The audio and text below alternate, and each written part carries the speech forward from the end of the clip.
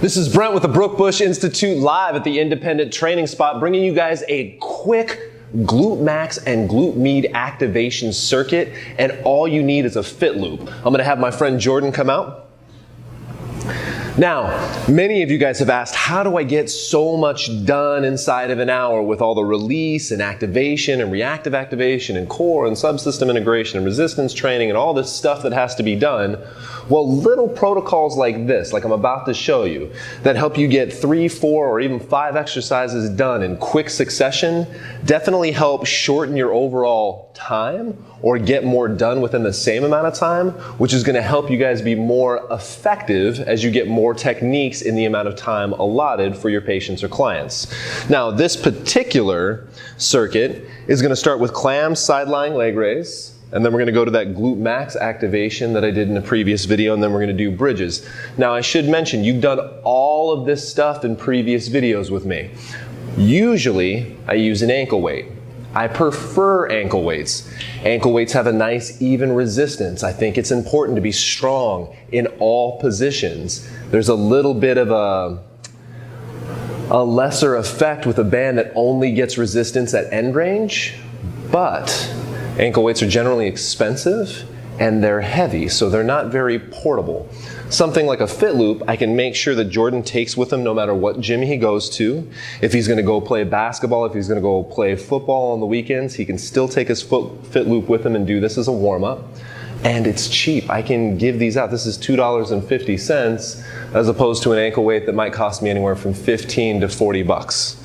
All right, so Jordan has had some problems with a weaker glute on the right side due to some lumbar pathology, so we're going to stick all of this on the right side. Ideally, I'd have Jordan do this up against a wall, but for reasons of shooting this video and just being here so I can talk and demonstrate this exercise, I'm going to go ahead and act like Jordan's wall, and he's going to start with an exercise you've all seen. So let's go ahead and do those clams. Try not to roll back at your pelvis.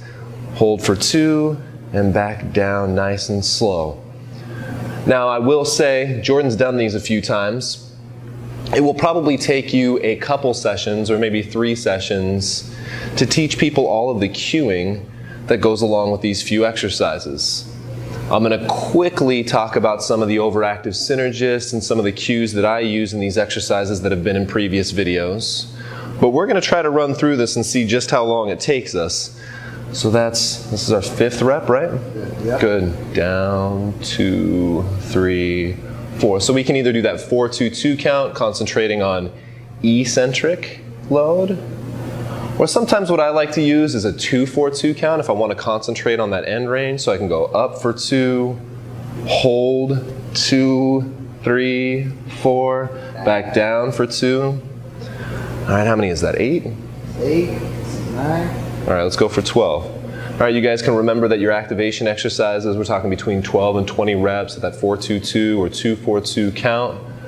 1 to 2 sets. This isn't something you're going to do 3 or 6 sets of. This is going to be part of Jordan's integrated warm-up before he works out. Good. Where are we at? This is 12 right here. Good. So as soon as he finishes this, now I'm going to have him go into this sideline leg raise. Boom. Now, notice that the way this band is, if he keeps this bottom leg bent, he has to use his glute to extend this leg back, which means this glute max is already active, helping us to reciprocally inhibit that overactive synergist of the TFL, and he goes right back into sideline leg raise. All right, slow down a little bit. Speeding up is cheating on these exercises. I want it to burn, and he's dying a little bit. Good. We've already done a couple takes. Can't totally blame this on Jordan. This is like set number 4 for him. Normally I wouldn't do that to him. Good. And you can see him pushing real hard to keep his leg back and just going through that same sideline leg raise that we went through in that previous video.